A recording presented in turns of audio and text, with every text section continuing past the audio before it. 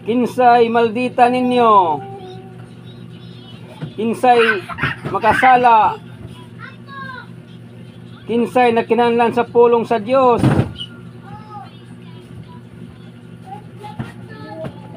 Hello world.